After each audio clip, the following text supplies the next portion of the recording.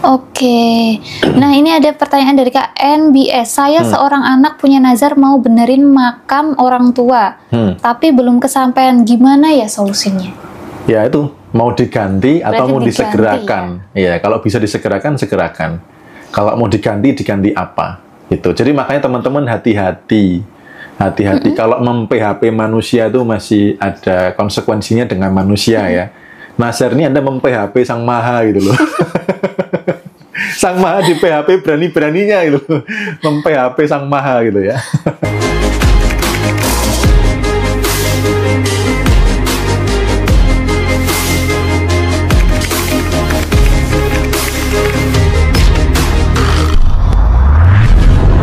Tapi kadang kita kalau punya keinginan besar terus bernazar itu biasanya dikabulkan ya Mas ya? Iya, karena kan itu kan kalau punya nazar untuk diri terutama ya gitu ya. Kan diri ini dikasih hadiah gitu loh. Ibarat kata kayak misalkan kita ngomong sama anak nih, kamu kalau ranking 1 tak kasih hadiah ini gitu kan. Nah diri ketika mau dihadiahi, dia biasanya kecapek. Nah kadang ketika tercapai nih orang melupakan nazarnya gitu loh. Jadi nazar ini memang kadang tuh otomatis karena memang ya didikan masa lalu juga gitu. Sebenarnya nggak bernazar pun nggak apa-apa kok gitu loh. Tapi karena udah habit gitu ya, sering mendengar atau orang tua dulu begitu, terutama anak sakit gitu ya. Ini kalau sembuh kamu pengen tak apa dan lain sebagainya gitu ya. Nah, akhirnya apa? Ya ini harus ditaati gitu loh. Tapi tadi karena mumpung ada pertanyaan terkait dengan pas anak sakit dan lain sebagainya, saran saya kalau ada anak sakit jangan banyak bernazar. Saran saya itu karena apa? Ketika gini loh.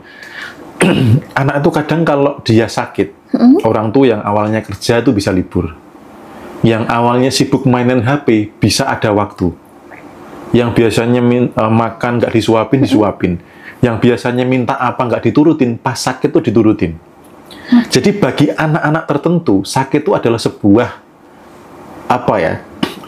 Sebuah orgasme batin, sebuah kebahagiaan yang luar biasa dibandingkan dia sehat. Jadi nah, ini hal istimewa ya. Istimewa. Jadi kalau ini nggak disadari, maka anak akan menarik peristiwa sakit untuk dapat perhatian, dapat kasih sayang, supaya orang tuanya naruh handphonenya, supaya orang tuanya mau cuti, supaya minta apa dituruti. Gitu. Jadi kalau anak sedang sakit, saran saya sih jangan banyak bernazar. Yang pertama, yang kedua, ya sayangilah anak, jangan nunggu sakit dulu gitu loh. Kadang-kadang orang tua tuh begitu gitu loh. Begitu anak udah diopnam, udah ini, wah langsung dipeluk-peluk, ada waktu, pekerjaan apapun ditinggalkan, handphonenya ditaruh, bener-bener ada komunikasi intens, minta apa tak kasih dan sebagainya. Sehingga ketika dia haus akan itu, dia akan menarik penderitaan untuk sakit lagi. Nah ini istilahnya namanya kecanduan penderitaan gitu. Oke, ngomong-ngomongin soal habit tadi yang dari orang tua, misalnya kita kan sebagai orang tua kadang kamu nanti kalau ranking 1 dapet ini gitu. Itu berarti dalam pikiran anaknya itu sudah ada unsur-unsur nazar gitu ya Om. Ya, bisa kalau yang gede satu gitu ya. Anak itu ya itu sudah mendidik, berarti kalau ada sesuatu, kita mau sesuatu itu salah satunya adalah dengan bernazar gitu, menjadi salah satu didikan gitu. Teman-teman, ada dari Kak Rin Pinpin, supaya nggak gampang nazar gimana caranya? Nggak sengaja ngebatin aja termasuk nazar kan? Iya, ngebatin itu nazar, karena kan yang mencatat ini Sang Maha nih. Anda batin kan tahu, dia maha menyelidiki hati nurani. Gitu. Ya pertama ya berkesadaran dulu untuk tahu, ngerem, latihan gitu. Jadi nggak bisa nih teman-teman sudah terbiasa nazar, lalu nonton video ini, habis itu langsung sudah enggak. Anda perlu berlatih aja kok, maulah berlatih gitu. Bagaimana caranya latihan itu. Tapi kan kadang kita kalau punya keimpian besar, kadang Tuhan tuh mengabulkan setelah kita bernazar, Mas. Itu jadi kebiasaan ya untuk kita. Sebenarnya tidak selalu, tapi kalau keyakinannya begitu, itu yang terjadi. Gitu. Kalau keyakinannya, maka tadi apa di dalam kepala, bagaimana cara uang datang, itu yang kehidupan akan membuat uang itu datang. Apa di dalam kepala yang membuat segala sesuatu tercapai, kalau harus dengan nazar, maka itu yang akan terjadi. Tapi di dalam kebenaran kitab nggak ada kebenaran yang mengatakan bahwa kalau kamu mau sesuatu bernazarlah kepadaku, maka aku kabulkan. Kan nggak ada kan perintah gitu. Gitu. Jadi kalau kita misalnya nih, case-nya kita punya hutang. Kalau hutangku lunas, aku mau kasih ini gitu. Itu juga termasuk nazar. Tapi nazar kekurangan nggak, Mas? Kekurangan. Oh, kekurangan.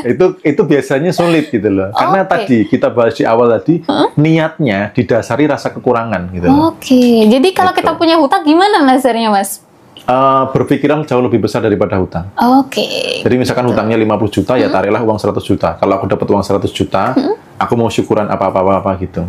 Gitu. Jadi berpikir lebih besar dari itu. Contoh waktu ulang tahun saya kemarin. Ulang tahun saya kemarin kan ada wayangan dan sebagainya. Itu bentuk hal yang lebih besar daripada sekedar hutang. Gitu loh. Jadi buat teman-teman yang punya hutang, jangan bernasar berdasarkan utang. Berpikirlah jauh lebih besar daripada hutang. Masa Anda hidup di dunia diciptakan olehnya hanya untuk melunasin hutang sih gitu. Habis itu selesai, waktunya pulang kembali ke sana itu. Oke, gitu ya teman-teman. Ada pertanyaan lagi tentang nazar. Oke.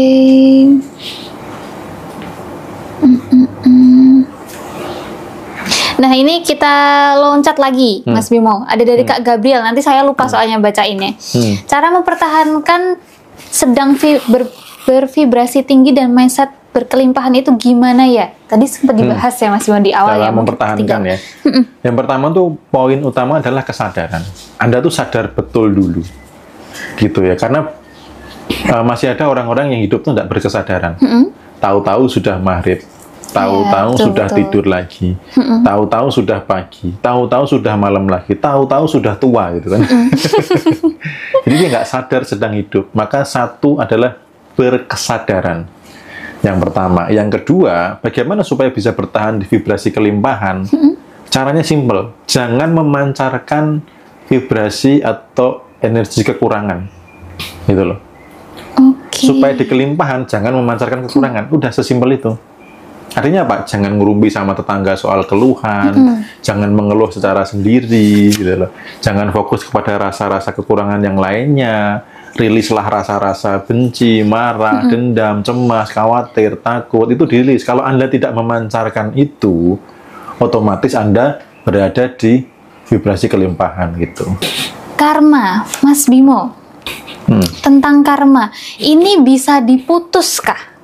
Tentang karma leluhur, mungkin ada yang zolim ya. Biasanya kan, misalnya nih, saya punya kakek yang sering zolim sama orang-orang.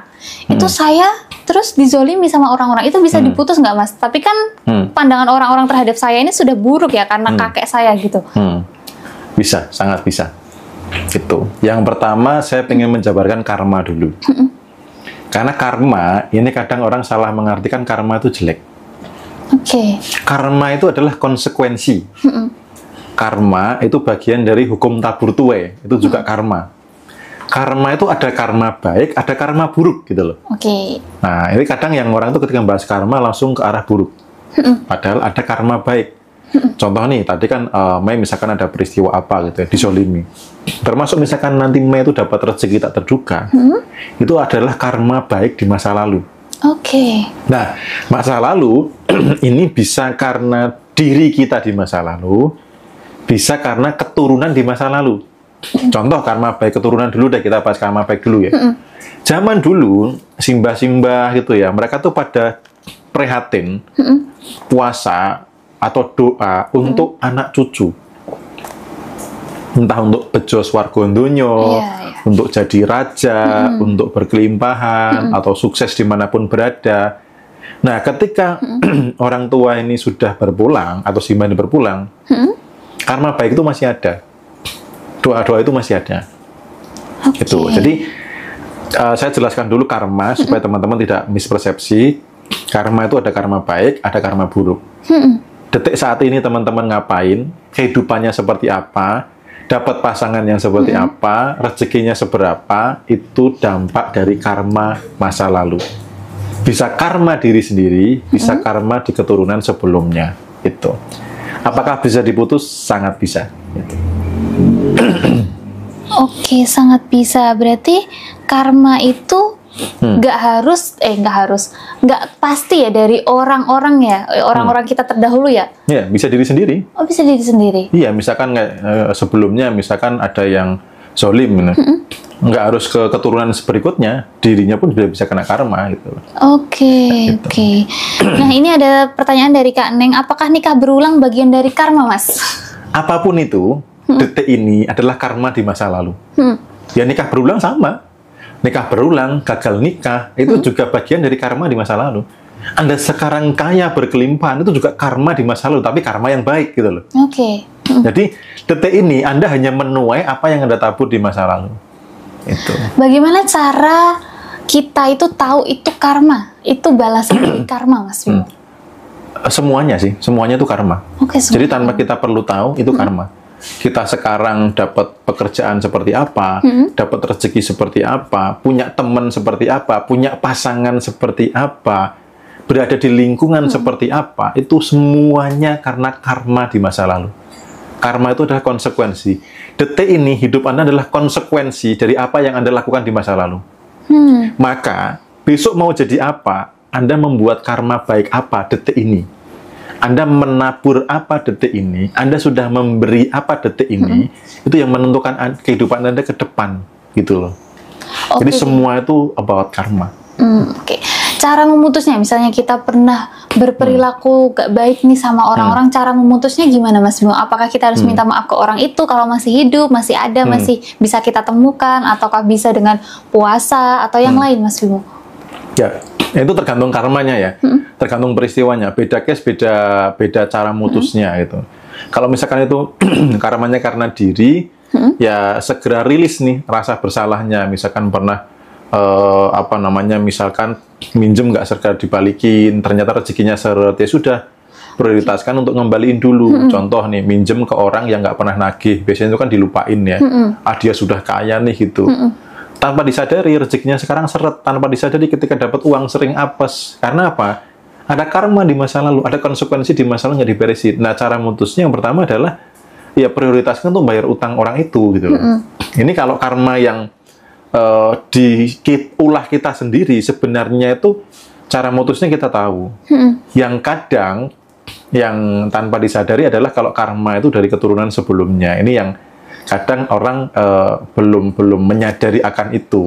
Kayak case saya kemarin, yang private saya kemarin itu akhirnya ada hubungannya dengan karma, bahasanya klinik atau bahasanya karma kontrak perjanjian hitam dengan masa lalu. Jadi bukan di keturunan dia, tapi di level simbah-simbahnya gitu loh. Sehingga kehidupan dia sekarang bagian dari karma itu. Karena ada dosa yang kadang tidak selesai dalam satu keturunan. Atau ketika dengan dunia hitam, kontraknya itu sampai ke keturunan berikutnya. Yang dimana saat mengikrarkan kontrak, orang itu rata-rata tidak tahu. Karena karakter dari si setan atau iblis ini, dia itu tidak pernah berbicara terus terang. Iblis itu tidak jujur. Kalau jujur namanya bukan setan kan, maksud setan jujur itu. Misalkan aku cuma minta ayam cemani kok gitu, belum tentu nanti yang diminta ayam cemani betul misalkan gitu loh. Nah itu sampai kadang tuh beberapa keturunan ikut nanggung. Contoh orang yang punya pesugihan, ya yang punya pesugihan bisa kaya, tapi setelah keturunan setelahnya bisa jadi habis. Kekayaannya habis karena sudah ditarik ke sini. Nah, pada saat ditarik ke sini tuh ini nggak tahu gitu loh. Kalau itu sebenarnya ketika mengikrarkan aku mau pesugihan itu akan narik rezeki anak cucu tuh nggak tahu. Oh, gitu yang loh. Ditarik itu ternyata energinya ya, Mas Bimo, bukan setannya yang bekerja ya? Bukan, setan nggak bisa ngasih rezeki. Gitu loh, setan nggak bisa ngasih rezeki, dia bisa memindahkan energinya itu. Gitu dengan sebuah kesepakatan yang dimana kesepakatannya itu bisa jadi orang yang nyari pesugihan ini nggak jujur. Termasuk misalkan berlaku juga untuk pengasihan, ya kan, penglaris gitu loh. Jadi apa yang dilakukan oleh keturunan-keturunan sebelumnya bisa jadi di sekarang, keturunan sekarang kena dampak gitu. Nah, itu cara kita mengetahui itu apakah harus ketemu nih misalnya sama ahlinya, misalnya sama Mas Bimo gitu katakanlah. Apakah kita harus butuh orang untuk memutus itu, Mas Bimo? Kalau berurusan dengan dunia yang sebelah itu. Pertanyaan balik nyamanmu biye. Kalau nyamannya harus ketemu saya ya silahkan datang ke sini. Kalau nyamannya berproses sendiri ya Anda yakin bisa ya sudah berarti Anda bisa Jadi tinggal nyamannya aja kok. Karena saya dulu berprosesnya sendiri. Setelah saya tahu caranya, saya berproses sendiri. Saya tidak minta orang lain. Nah, tergantung Anda tuh nyamannya gimana. Kalau nyaman, yakin berproses sendiri, boleh. Kalau nyamannya ketemu saya, ya boleh ketemu saya juga. Oke, ngomong-ngomong soal ketemu Mas Bimo ini ya, itu gimana kita cara janjian atau cara tahu available-nya Mas Bimo itu di hari apa? Di sini nih, ada 21, 16, baby ini 88. Nanti silakan chat aja gitu. Kalau yang di luar negeri boleh online ya, tapi kalau yang dalam negeri saran saya ketemu. Gitu. Kenapa harus ketemu Mas Bimo? Apakah ada energinya itu lebih kerasa atau gimana? Iya, lebih apa? Dulu kan saya juga buka yang online ya, tapi lebih efektif itu ketika ketemu. Walaupun yang online pun juga sama. Itu kayak kemarin yang di mana yang online dari dia posisinya di Cina gitu kan, tapi kena budaya Indo. Nah, ada kaitan dengan karma masa lalu gitu kan. Ya sudah, saya bereskan dengan online gitu. Tapi kalau yang bisa offline. Gitu. Nah, alamatnya mana, Kak? Nah, Mas Bimo ini ada di Yogyakarta ya, Mas Bimo ya? Saya tinggalnya di Jogja. Cuman kalau untuk mengenangani case-case, saya nggak mau di kantor atau di rumah. Karena itu ada sampahnya gitu kan. Ada sampah energinya gitu loh. Jadi, untuk case-case seperti itu, saya tidak menemui tamu atau yang mau private di rumah atau di kantor ya. Pasti nanti di luar lah, entah di resto atau di mana gitu. Atau pas kelas offline juga bisa. Oke, nah Mas Bimo ini berarti bisa selain karma ya Mas Bimo, misalnya kita nih mau konsultasi tentang hutang atau tentang energi vibrasi itu juga bisa ya Mas Bimo ya? Bisa ya, jadi pada prinsipnya semua orang tuh bisa, saya hanya menunjukkan jalan. Jadi jangan sampai nanti teman-teman tuh salah persepsi gini, yang bisa mutus karma adalah saya, bukan. Saya itu menunjukkan jalan untuk cara mutusnya, nah teman-teman perlu ada praktek. Gitu. Nah, saya hanya membersamai aja sih gitu. Jadi bukan yang teman-teman datang terus ibarat kata dari sisi energinya saya putus terus teman-teman nggak ngapa-ngapain, nggak begitu. Karena nanti kalau salah persepsi saya jadi punya profesi baru nih, pemutus karma kan gitu. Enggak, tetap teman-teman melibatkannya, kekuatannya, tetap saya berikan beberapa petunjuk untuk menyelesaikan itu karena nanti yang menyelesaikan bukan saya. Jadi yang berhak memutus karma itu adalah yang di atas, Sang Maha, bukan yang di atas ya, dia juga di bawah, di samping kanan kiri, cuman bahasanya gitulah ya, supaya universal gitu. Karena dulu juga ada yang datang ke saya di sela-sela kelas offline, pas habis makan gitu, waktunya udah habis, tapi beliau karena kayaknya urgent gitu ya, nanya, Mas saya minta waktu 5 menit aja deh gitu. Oke boleh silahkan, karena udah mau mulai habis istirahat. Dia nanya, Mas saya ini kena karma masa lalu. Oh kenapa? Bisnis saya berantakan, terus saya datang ke orang yang ngerti tentang karma, ini karena karma saya 100 tahun yang lalu. Nah, habis itu terus gimana? Ya sudah, setelah saya beres itu, lalu bisnis saya meningkat. Nah, sekarang ini lagi drop. Saya konsultasi lagi sama beliau, ini karena karma 500 tahun yang lalu. Nah, dia nanya ke saya, ini nanti gimana kalau saya bangkit lagi terus karma 1000 tahun yang lalu, 2000 tahun yang lalu gimana gitu. Nah, tahu nggak apa yang saya lakukan? Saya tanya gini, kalau begitu apa fungsinya Tuhan? Apa fungsinya Allah? Bukan dia maha bisa segalanya. Gitu. Nah, teman-teman kalau mampu meyakinkan diri, mau dengan berpuasa, mau dengan melakukan apapun itu, atau membasuh kaki orang tua dan lain sebagainya, kalau Anda meyakini, Anda bisa kok gitu loh. Nggak harus dengan saya, Anda bisa gitu loh. Ya, jadi jangan sampai nanti salah malah mentuhankan saya. Nah, ini bahaya, saya nggak mau ya di posisi itu. Gitu. Karena ketika ketemu saya pun juga sama. Nanti saya hanya membersamai untuk supaya Sang Maha ini memutus karma Anda. Bukan saya nggak punya ke energi untuk itu ya, tapi keputusan tetap pada Sang Maha gitu.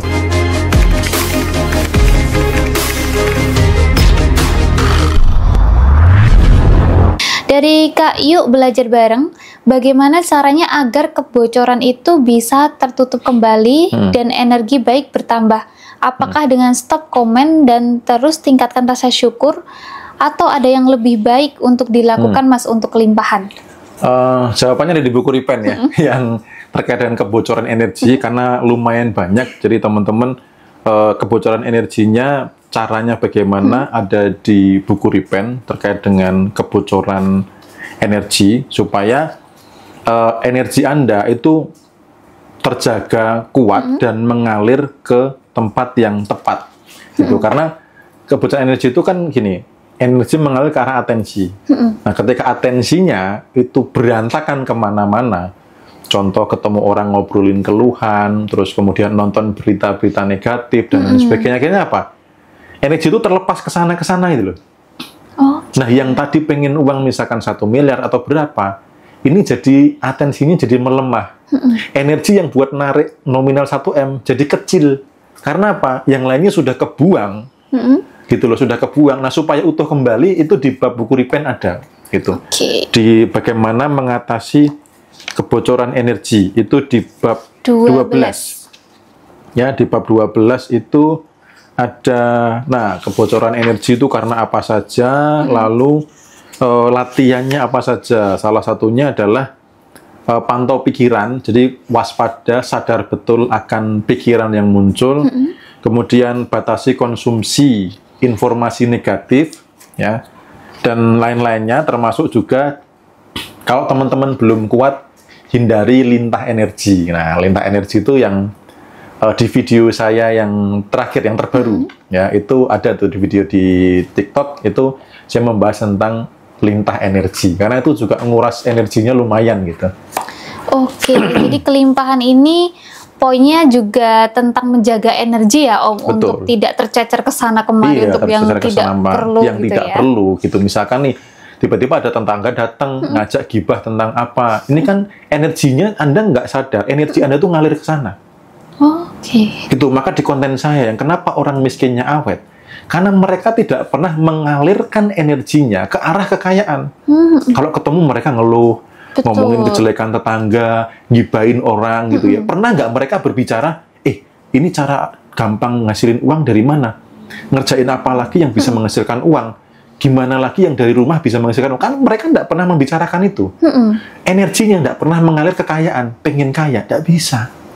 Gitu loh. Jadi kalau teman-teman paham betul tentang energi, frekuensi, dan vibrasi, Anda bisa menciptakan kelimpahan loh.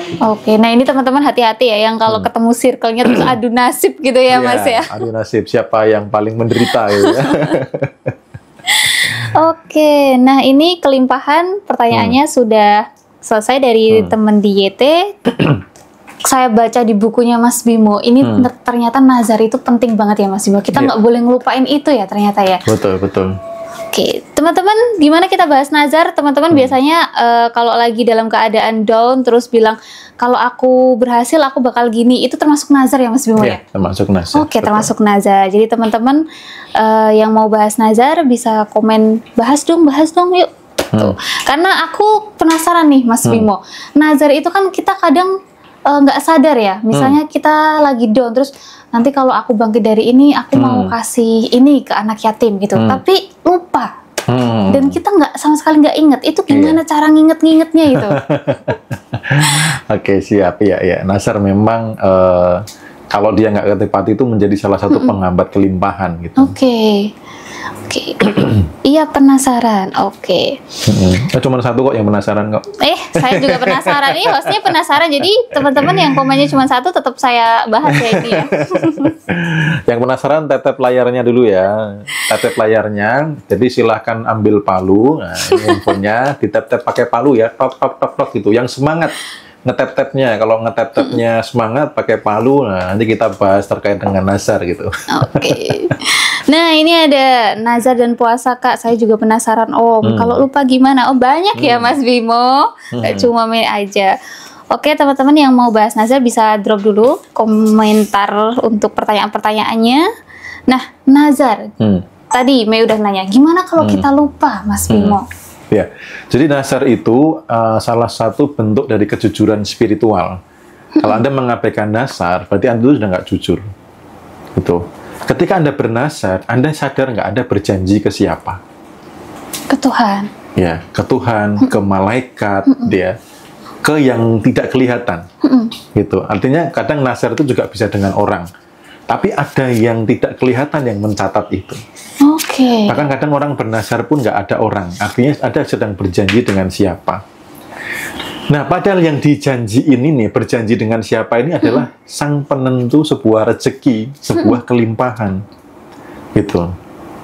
Ya, misal Anda kerja punya bos, Anda janji sama bos Anda, nggak ditepati, nggak dipotong gaji, itu udah beruntung kan gitu, ya kan? Nah, kita sama ketika nazar, itu kita berikrar janji yang disaksikan oleh Sang Maha. Ketika itu tidak ditepati, itu menjadi sebuah ketidakjujuran spiritual, satu. Yang kedua, tanpa Anda sadari, ada rasa bersalah yang memancar dalam diri. Karena belum bisa menepati nazar atau lupa nazarnya apa. Rasa bersalah, kalau teman-teman cek di vibrasi force, itu adalah rasa kekurangan yang bawah banget. Merasa bersalah itu.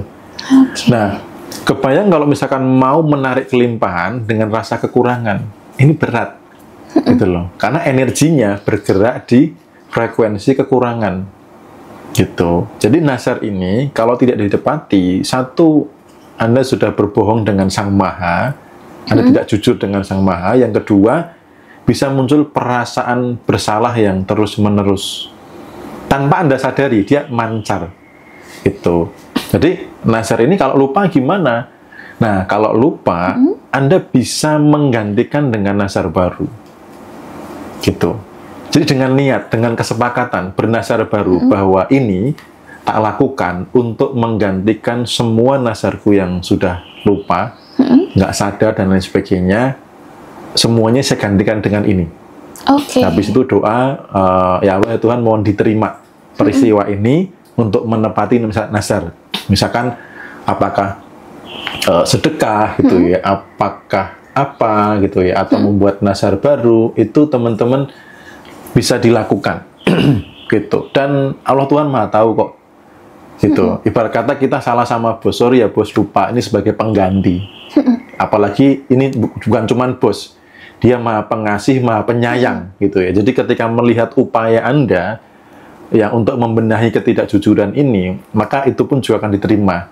Dan otomatis rasa bersalah Anda tidak akan membayangi lagi, sudah lega gitu loh. Karena nggak ada nazar yang kelupaan atau yang nggak ditepati. Nah, ketika plong lega, rasa bersalahnya terlepas, Anda masuk ke syukur, tenang, damai, ini energi Anda mulai berpindah yang awalnya dari kekurangan, berpindah ke kelimpahan. Dia berpotensi mencipta peristiwa kelimpahan juga, gitu.